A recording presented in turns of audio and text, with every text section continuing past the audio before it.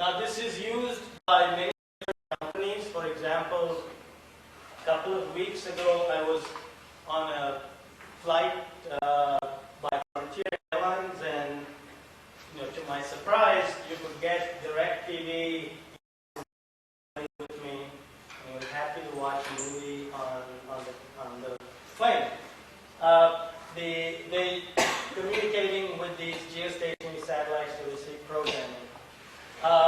Cable companies often use this to receive the programming, which they then send to you over the cable, hybrid coax cables to your house. So this is used by many different companies. It's used, for example, by broadcasting companies. If there's any, for example, news event, for example, there's a hurricane approaching, the NBC, CBS, these large television companies usually lease some capacity and send reporters down to the area where they want to broadcast from. There are a lot of satellites up in space in the geostationary orbit. This is just a picture to give you a sense of how crowded the geostationary, the number of satellites that are up there, and how crowded that is. I believe these are only the commercial satellites. I missed what BSS stands for. 88, the blue ones. Right. I am actually not sure about what it stands for. But I guess each of these, for example, this tells you in this location there are actually 5 satellites parked at that same. Maybe it could be broadband service, something like that. It could be. Unless Janis, any suggestions? We don't know either. We just got it. Okay. Right. It isn't the number of satellites that our partner company has, because they only have 28 currently. They're merging with another company, and I guess in total they'll have 55. So 88 seems somewhat large. Now, I guess when you talk to people in telecommunications, it seems the world is optical networking these days. And so we did a little digging around to get a sense of how much is the commercial satellite services market, to get a sense of how large this market really is. And surprisingly, well, it's not as big as the optical networking market, but certainly it's quite large. For example, this says in the year 2004, the revenues in the commercial satellite services sector market was close to $100 billion. And as you can see, it's been growing each year. And then there's sort of a breakup over here that tells you the different sectors. If you look at this light blue portion, it's just the services, and that's about $60.9 billion in year 2004. And as you can see, again, it's been increasing over the past 3 years. So it's fairly large. And so the problem that we are interested in solving is the following. This satellite company, or a satellite company in general, has customers whose traffic they need to route between different locations.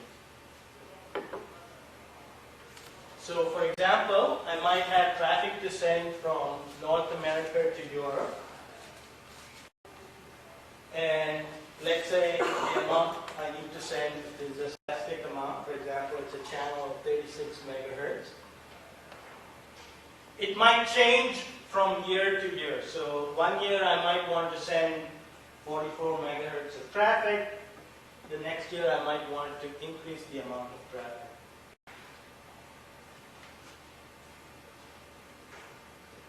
Okay. So this company, or in general a satellite company, has 2 kinds of customers.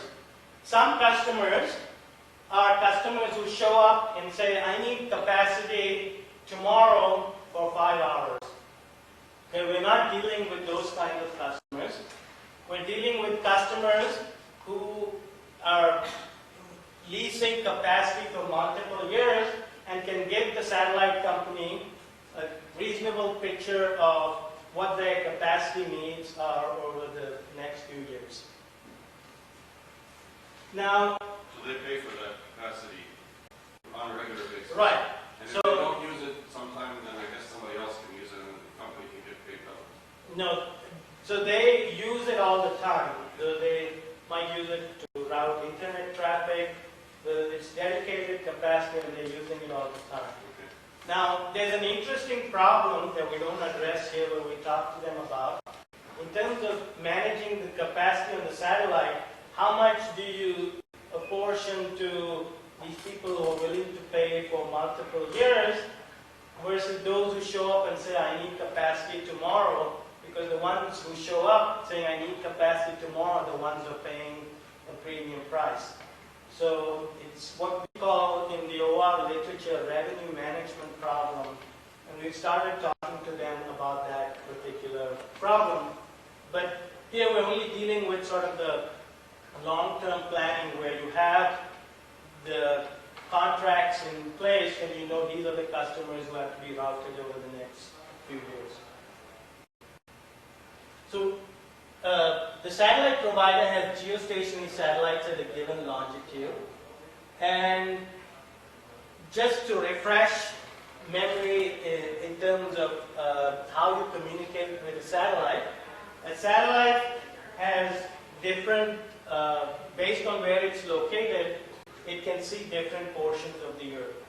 So it's got a large beam called the global beam, or equivalently, it's got more focused beams. We call this the East Hemi and the West Hemi. Or it's got more focused beams, we call these zone beams. So for example, it's the Northeast zone beam, the Southeast zone beam, the Northwest zone beam, and the Southwest zone beam. So in order to communicate between two locations, for example, if I want to go from North America to Europe, I need to figure out which satellite should I use to route the request and which beam pair should I use, in the sense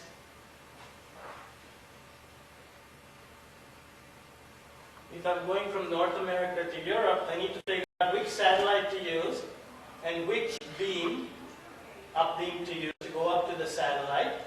And then I need to figure out which down beam to use to go down to Europe over here. I need to do this to figure this out in each time period. So I need to figure this out for the next, maybe if it's 5 time periods, for the next 5 years. Now, the capacity in the satellite, maybe this year I had 44 megahertz request. Next year I'm going to double that traffic. If there isn't enough capacity in the satellite, I might have to move to another satellite for the second year. So I need to figure out for each request, for each year, which satellite should they use and which up beam and down beam should they use.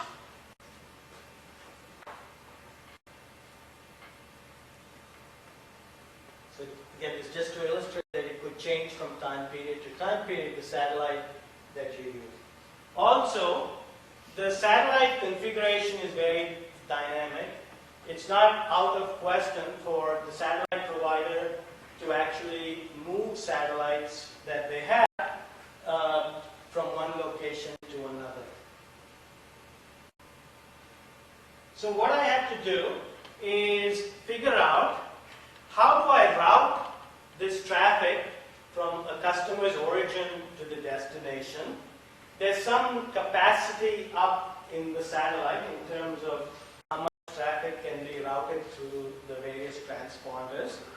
And in general, you can model this kind of problem, if we just look at it for a single period, as what we call a multi-commodity flow problem in the operations research literature.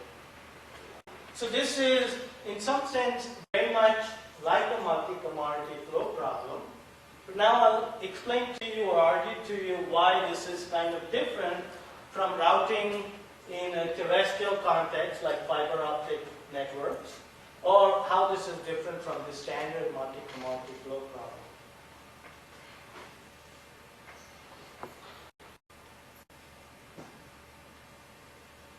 Okay, so just to give you a sense, if I just take a look at one period, I have these different origins, these are different locations, around the Earth. This is just a small version of the actual problem. There are different destinations where we're trying to get the traffic to. These are the upbeams here. So for example, this represents that this location can see satellite, this first satellite up here. It can also see this second satellite up here. These here represent the down beams. Okay. The origins, set of origins are the same as the set of destinations, because sometimes you might have traffic that's going from one location in North America to another location in North America. This is the satellite, and this represents how different up beams are connected to different down beams within the satellite. So what we have to do is we have to figure out how to route this traffic from here to these destinations. And the capacity is actually on these transponder links over here that are actually on the satellite. So we want to make sure that we don't exceed the capacity. Excuse me. You also have this additional constraint that it should be a single path route rather than multiple paths. Between every source destination curve, you can you have multiple paths? Are you trying to route traffic at the same time through two satellites, let's say? No, I guess, no, we haven't constrained that we have a single path route. Is there an assumption that forward and backward are the same path? In the sense that you could be using different satellites, one for the forward, one for the backward. Right. So I guess we are just given requests that say I have so many units of traffic going from location A to location B. Okay, so if you have some traffic going from location B to location A, it could go. That's a different. It could get different, right? And the other question, is there an assumption that there's a switch over the satellite? We are assuming that this connectivity in terms of which up beams are connected to which down beams is given to us. Okay, I don't know if that answers your question, but I'm maybe okay. And we later actually, if we have time, we'll actually discuss an extension to our work where we help them figure out how to figure out the connectivity of the up beams and down beams on board the satellite. Okay. The problem is, because the problem is multi-period in nature, if you deal with a fiber optic network or a terrestrial network, the customer really doesn't care how his or her traffic is routed as long as it gets from point A to point B. If, in year one you route it one way, and in year two you route it a different way, they don't really care as long as it gets from place A to place B. With satellite networks, the customer has a large satellite dish that is pointing to the satellite that you have assigned them to. And so if you tell them you need to now repoint this satellite dish to another satellite, then there's a significant cost in the sense that they have to turn off their network for a few hours. Sometimes you have to take a crane and then spend the whole day repointing that dish to a new satellite. And even if you argue that this could be done over the weekend and so on, customers don't like this. So what do? This company often gives customers who have to be rerouted in the sense that their path has changed. They have given some credits in terms of if you were going to pay $100,000 this year, we're going to give you a credit of up to 40% of the revenue that you were going to generate for us. So this is a cost to the company, and we view this as a rerouting penalty, which is quite significant. It comes in the form of a discount of up to 40% of the revenue a customer generates. So for this reason, they don't like, in general, to reroute a customer in the sense that once you have a path, they prefer to keep that path rather than have to reroute you from one time period to the next. Now, because of the rerouting penalties, this actually now introduces what we have to do is we need to figure out how to route a customer's traffic over multiple time periods while minimizing the cost of routing the traffic and also minimizing the rerouting penalties. Okay, so we call this the multi-period traffic routing problem, and what we'd like to do is we minimize the routing and rerouting penalty cost while routing the demands over multiple periods of time. Okay. So one approach to solving this is to write a flow-based formulation. So this is an optimization formulation where you have a variable that says, so you can think of K as a customer, and you're using a commodity to represent the traffic that needs to go from customer K's origin to customer K's destination. You would need a variable that represents the flow of customer K's traffic on arc ij in time period t. And the problem really is this, to figure out if there was a rerouting from one time period to the next, you have to compare the flow on arc ij in time period t minus 1 for customer K with the flow on arc ij in time period t for customer K.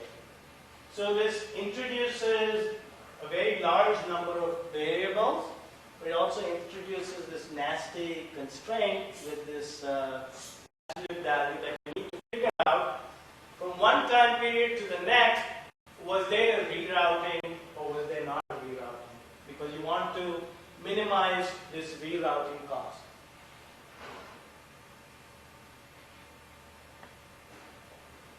Okay, so to our knowledge, we haven't seen any work in the literature that deals with these routing problems where there is a penalty from changing the route from one time period to the next.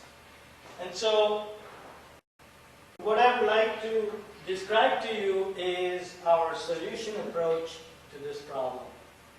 So what we have here, you can think of this as time period 1, and what I have here is time period 2. So I would like to figure out, for example, for this customer here, how is that customer's traffic routed in time period 1, and how is the customer's traffic routed in time period 2. Now, observe here in time period 1, there are 3 satellites. In time period 2, maybe one of the satellites was old and had to be retired, so we have fewer number of satellites over here. And what we need to do is we need to figure out how to route the customer in time period 1 and time period 2 to minimize the overall cost, rerouting as well as the routing cost. Okay, so as I said, a flow formulation would be extremely large and it would be extremely cumbersome because of these absolute value constraints. Instead, we introduce what we call a path-based formulation. So maybe it would be easier to look at this picture before we look at the map. we do is we represent each customer's routing over all time periods. We call that a super path. And so this dotted line here represents the routing of the customer in time period 1. And this represents the routing of the customer in time period 2. So our super path tells us how the customer is routed not only in the first time period, but in all time periods that we are looking at in the problem. Normally they usually look at a 5-year horizon. Question. Yes? Is it important how the traffic is routed in a satellite? I mean within the satellite? You mean if this link Yeah, changes? Yes. Yes, if that changes, our partners said that the customers do incur a rerouting penalty even though the satellite hasn't changed because the transponder has changed. Okay? So in our particular model, it is important how they are routed within the satellite. Okay?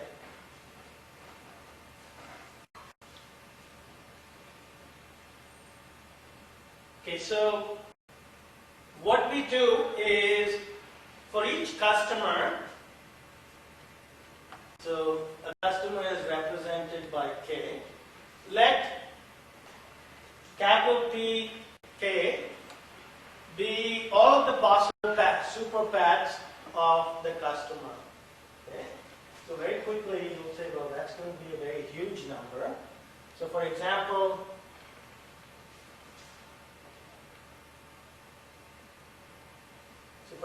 over here,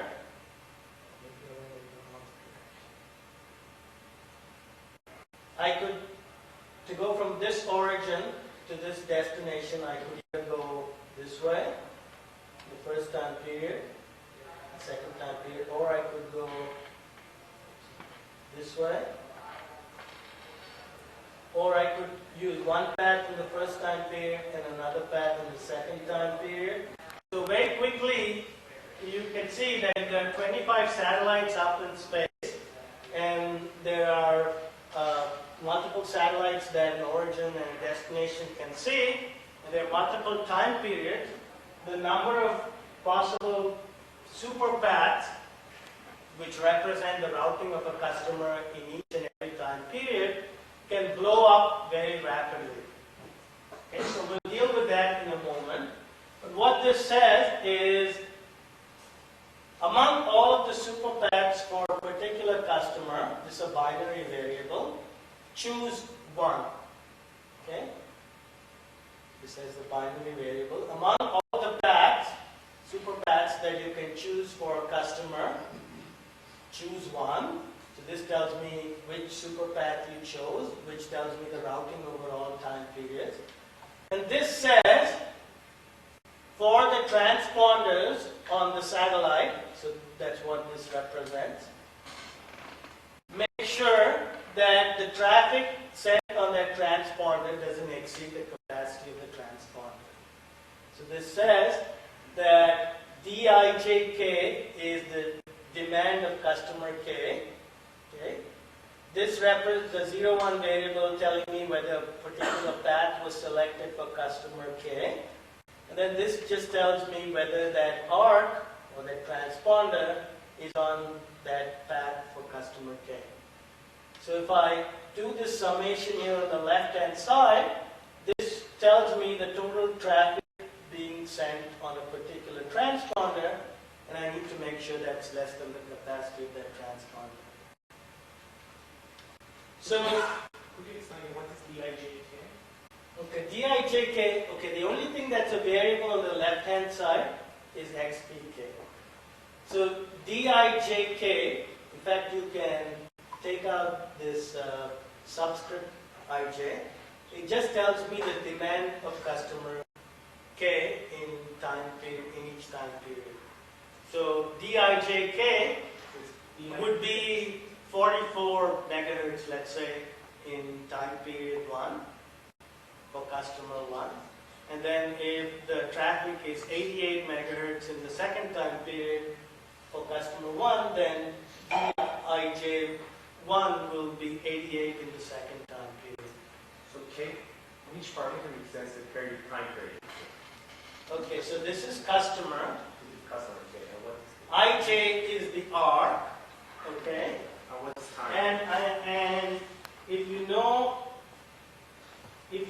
which arc it is, you know which time period it is. So if it's Ij here, that's time period 1. If it's Ij here, that's time period 2. So by knowing which time period the arc belongs to, you know the time period. Okay, as I said, the problem is, okay, before we go to the problem, the nice thing about this is, if I know the super path, which means the routing over all time periods, I can immediately figure out if there was a rerouting or no. And so I can capture the cost of that super path by the cost of the routing cost plus the cost of any rerouting cost. Okay? So the problem is that we have a very large number of variables, and we need to figure out some way to solve it without putting all the variables in. So we use what we call in the OR literature as a column generation approach, and the basic idea is the following. Don't put all of the variables in. Okay? We solve the optimization problem, and then we need to ask the question of the variables that we didn't have in the problem, will any of them, adding any of them, improve the objective?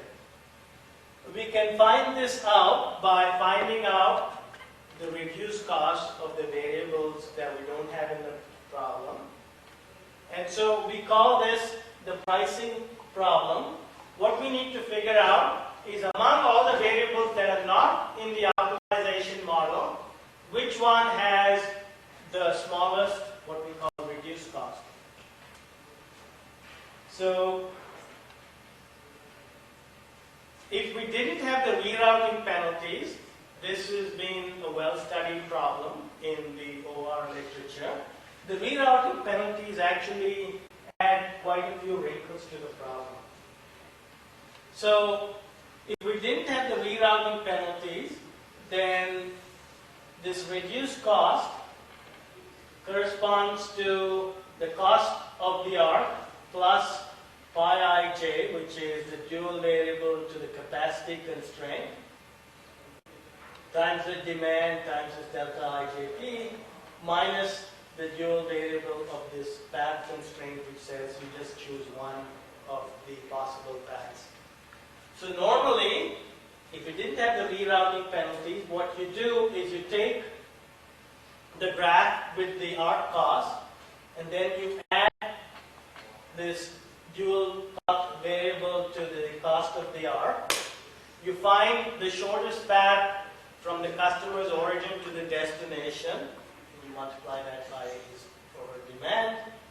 And now you compare that with this dual variable for that path constraint that says you only choose one of the paths. If the shortest path from the customer's origin to the destination is greater than sigma k, then that means that this reduced cost is positive. And so the simplex method tells us that all variables have that you don't have in the model have positive reduced cost. It's a minimization problem, so you know you have the optimal. If this is less than sigma k, then this variable has negative reduced cost, and so you introduce it into your model. So in order for this method to work, you need to solve this column generation, this pricing problem. And the problem here is we have this rerouting penalty. ETK represents the rerouting penalty for customer K. If the customer is rerouted, gamma TP represents whether the customer was rerouted. And there doesn't seem to be an easy way to just put this rerouting penalty on an arc and capture that. So this thing here messes everything up, and we need to figure out a way to do this column generation while taking into account these rerouting penalties. Okay, so here is the way we got around this problem. What we did was the following. In each period, we found, you can think, we found the k shortest paths from each customer's origin to his destination. So for this example here, let's pretend we only have 2 periods. So I found the first shortest path and the second shortest path in time period 1. The first shortest path and the second shortest path from the customer's origin to his destination in time period 2. And I constructed the following graph. So I put arcs from the last time period to the destination with 0 cost. I put arcs from a dummy origin to each of these paths. So each of these nodes represents a path. And the cost of this arc is the cost of the path here at the head of this arc. And now here is how we take into account the rerouting penalty. Let's assume this first shortest path here is the same as the first shortest path here.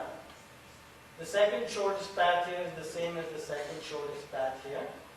And the cost of this arc here is equal to the cost of this path here plus the cost of any rerouting cost.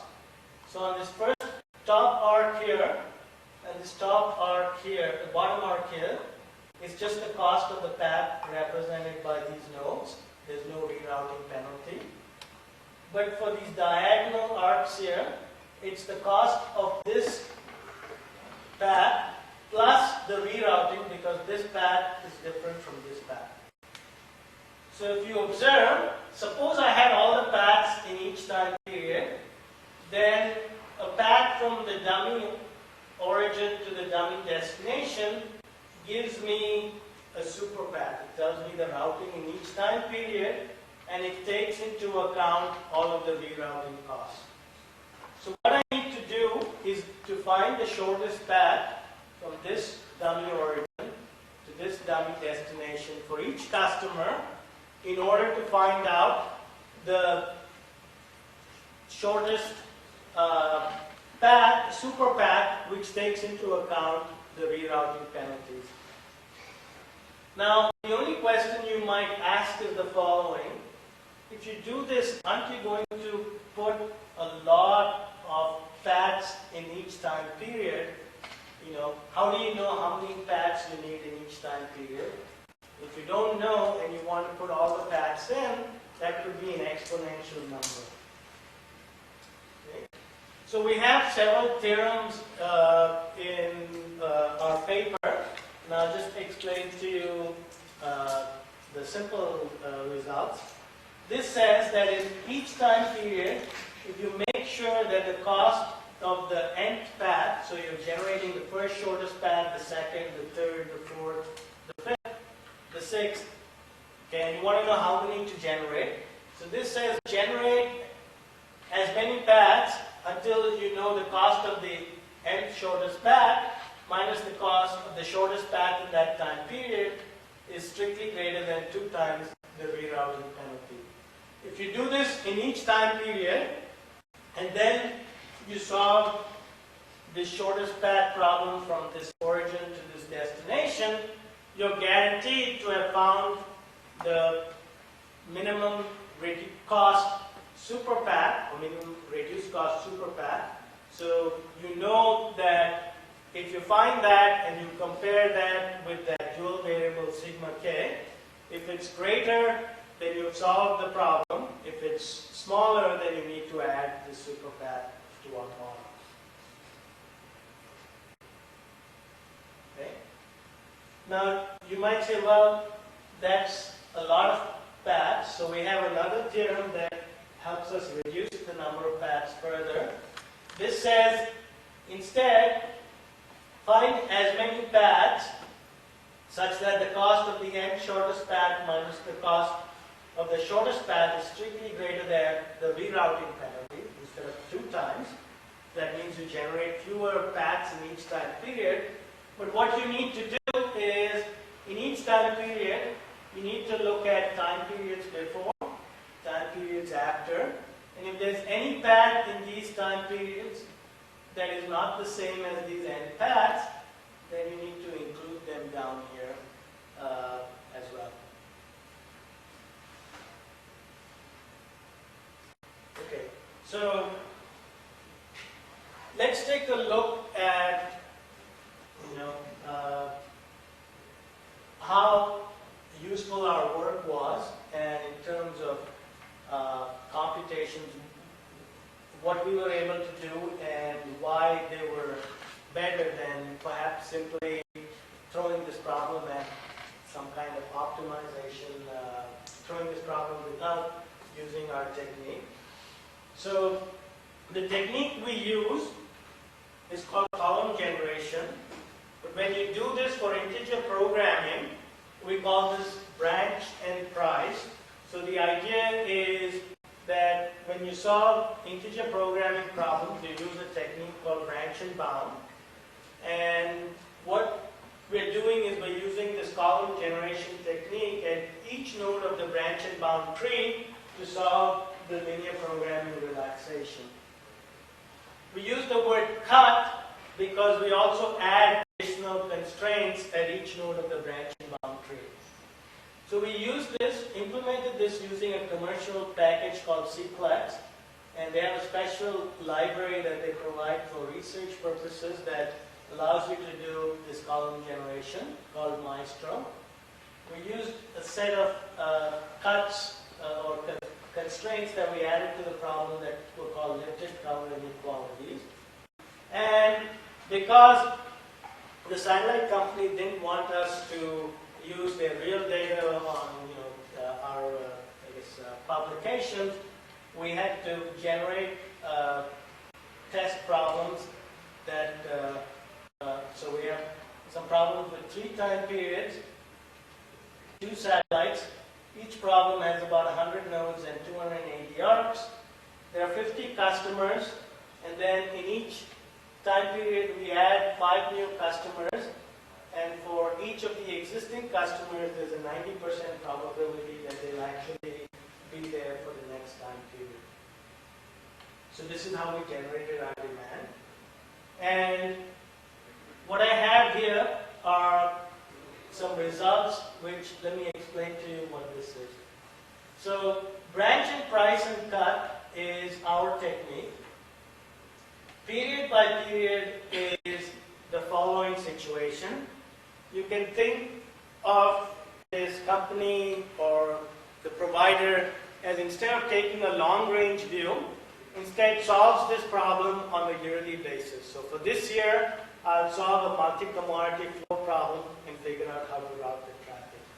So we call that period by period optimization. Now, it turns out for this particular problem, we could do smart period by period optimization, in the sense that if we knew the routes in time period 1, we could figure out, and in the optimization take into account the rerouting penalties while doing time period 2. For a general graph, not this simple graph that says go up to the satellite and come down, you can't necessarily do that. And so all you could do is you sort of solve the problem in each time period and find out the penalty, rerouting penalty ex post.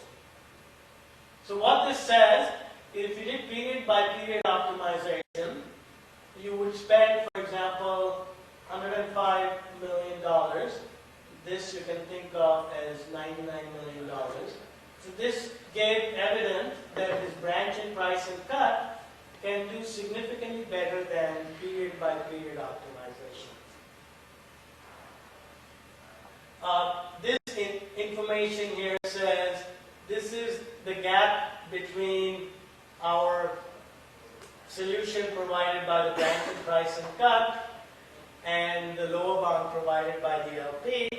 We didn't always solve all the problems to optimality. We gave a 1-hour running time. Now you could say, why not run this for longer? Since we were doing a paper, the company might be willing to let this run for a few days, but since we had a lot of test problems, we gave a 1-hour time limit for each problem. this gives you a sense of the results as the penalty values change. So this is 40% penalty, this is 100% penalty, this is 10% penalty, this is 0% penalty. And you can see as the penalty values increase, it makes much more sense to use our procedure than to use the period by period optimization. We took a look at what happens as you increase the number of customers, and you'll see that the running time increases dramatically as you increase the number of customers. If you increase the number of time periods, we found that it didn't significantly affect the running time, which is good. So this could told our partner that they could take a 3-year view or a 5-year view or a 7-year view, or if you want to shrink what a time period is, maybe you want to think of it as a half year. That really, in terms of this procedure, it didn't sort of significantly affect how long it took. Okay. Now, one last thing. The procedure we use is called branch and price and cut. What it does is it uses this column generation procedure in each node of the branch and bound tree. It's very, it requires some sophisticated expertise in terms of trying to program it, but it also requires the use of these special libraries. Often what people do is they only use column generation at the very first node of the branch and bound tree, and then based on that, then they only use those variables and they use branch and bound to solve the problem. So what we wanted to see was if you use what we call the root node, doing column generation only as a root node, versus using branch and price and cut, how much do you actually improve?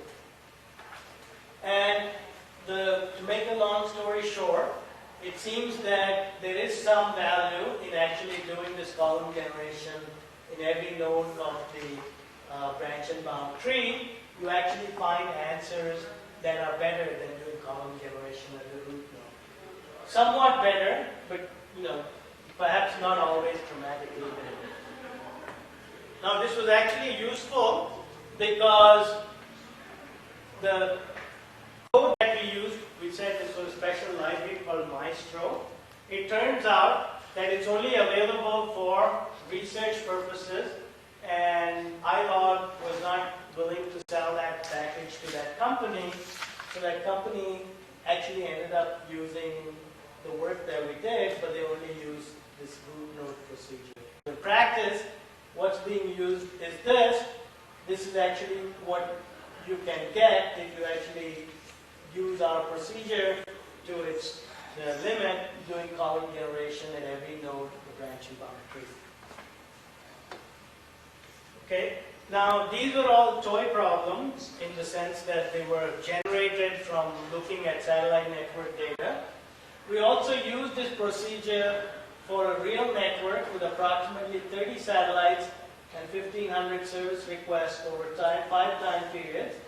And what we did was we actually achieved a 50% reduction in terms of cost from the previously used method that they had, which was sort of looking at things from one period to another period.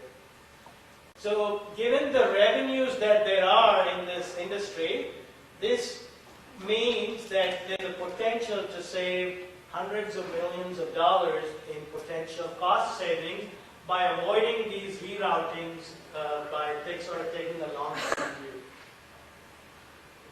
Okay, so maybe just to wrap up in the next couple of minutes, and then I'll open it up for questions. After we did this work, we have looked at several extensions of the problem. So one extension was that in addition to the routing, they wanted us to help them figure out how to connect up beams and down beams on the satellite. Okay, so they would like us to help figure out the onboard configuration of the satellites in the network. Now, I'm not a satellite expert, I don't know sort of the engineering details, but what they said, and maybe because we're not sort of satellite experts, they did not, we first tried asking questions, how do you connect upbeams to downbeams, what are the constraints, and they said no, here's what we'll do, we'll give you maybe 5 or 4 configurations for each satellite in each time period, okay? And what we want you to do is tell us which one to pick. So what we have is the same problem, but now for each time period, for each satellite, we're given a configuration. So this says, you can either configure it this way, connect this upbeam to this downbeam, this upbeam to this downbeam, or you can connect this upbeam to this downbeam, this upbeam to this downbeam. So they would like us to do this same problem, but now tell them which of the possible configurations to choose. And I won't go over this. It makes the problem a whole lot messier, but it turned out that in the end we could actually do everything exactly in the framework that we had set up by reformulating the problem slightly. Okay, so something about that. And then the last thing that we, 2 things. So in practice, there are maybe 15,000 customers, and if you throw 15,000 customers at our optimization procedure, it's going to choke. It's not going to solve the problem. So in order to use this in practice, you have to figure out ways in which to combine customers' traffic. Okay, so try to take small demands and put them together. And so in practice, you've got to figure out how to aggregate customers. So that's one area sort of for future work. And the other thing that actually we've done, that's the bottom thing here. So before I say that, let's talk about this. It turns out that they can actually relocate satellites. And so one thing that we've talked about is trying to figure out, in conjunction with this rerouting, if you have options to maybe move satellites, try and figure that out within our optimization model. And then the last one, and this is work that we've done, actually Yanis has done very recently, is instead of knowing the demand for, let's say, the next 5 years, you actually know the demand for this year, and then you have some idea of the demand for the next few years. Okay, so what do I mean by have some idea?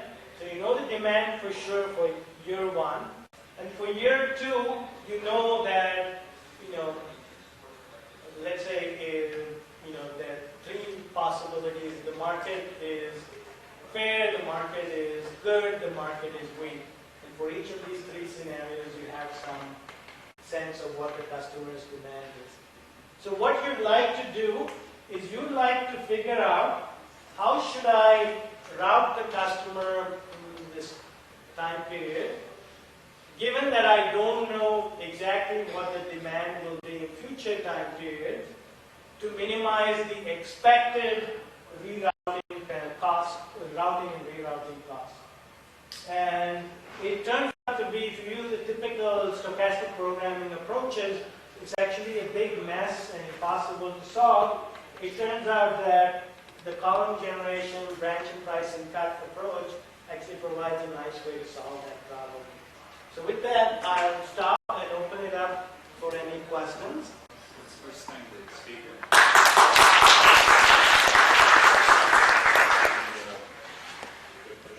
Sure. So if I take the original formulation, and I think the best possible that I know, I don't do problem generating. Right. I do something like a picture of the zero point method and something else. That's how I know solve the problem.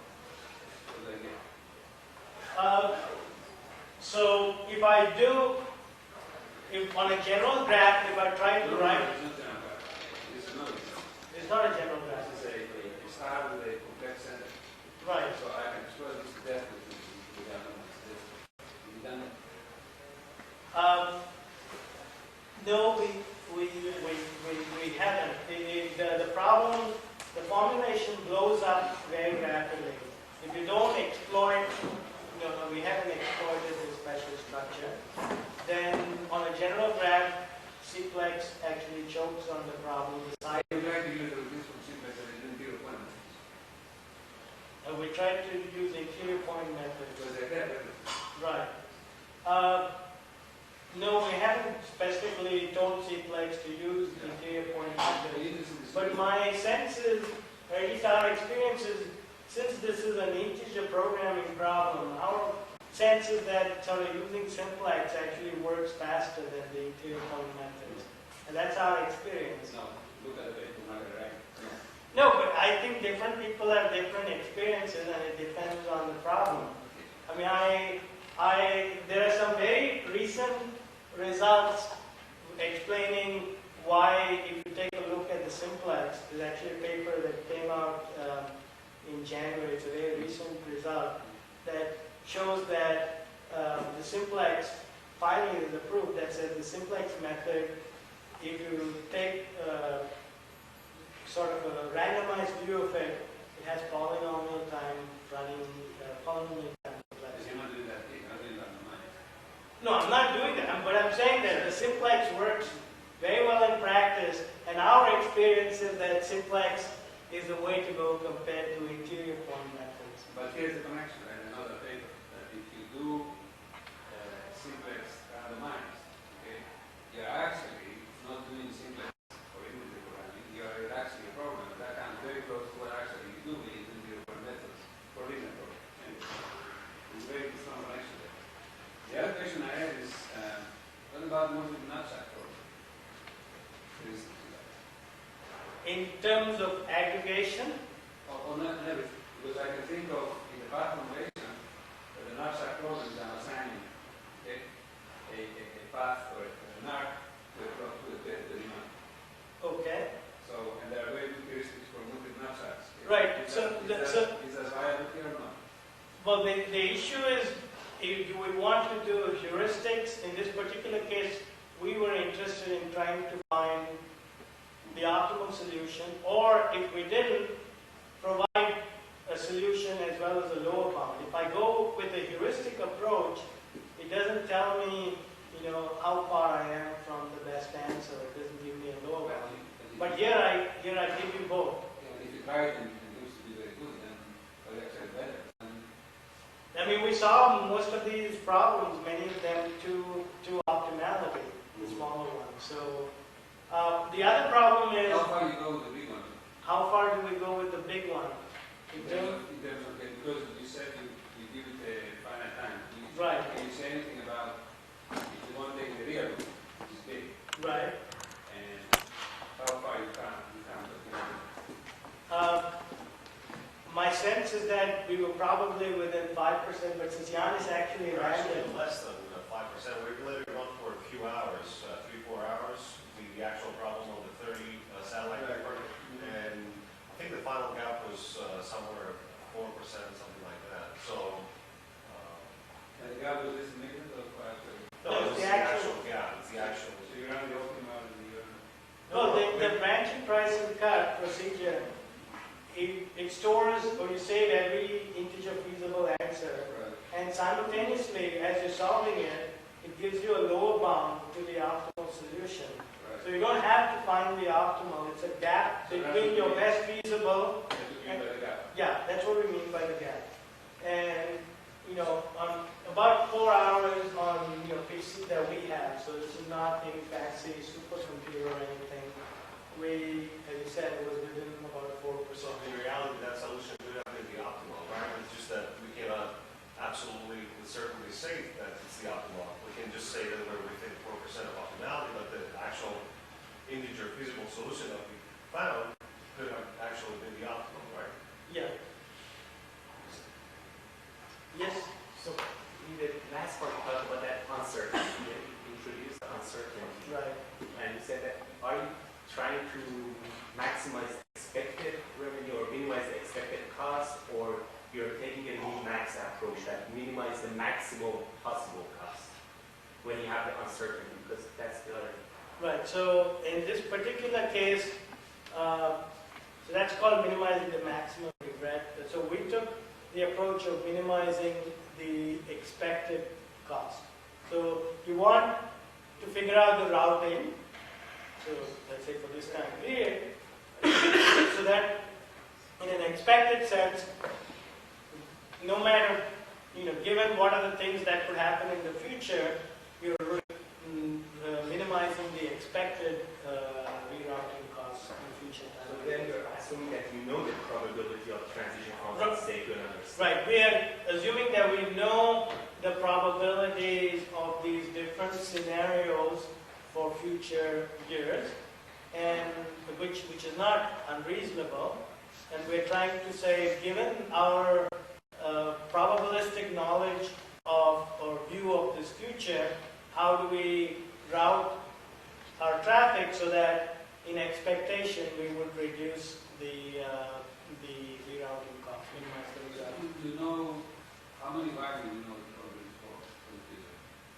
So we know, let's say we have, say, 3 time periods in the future, then whatever are the possible scenarios, we know the probabilities for those scenarios.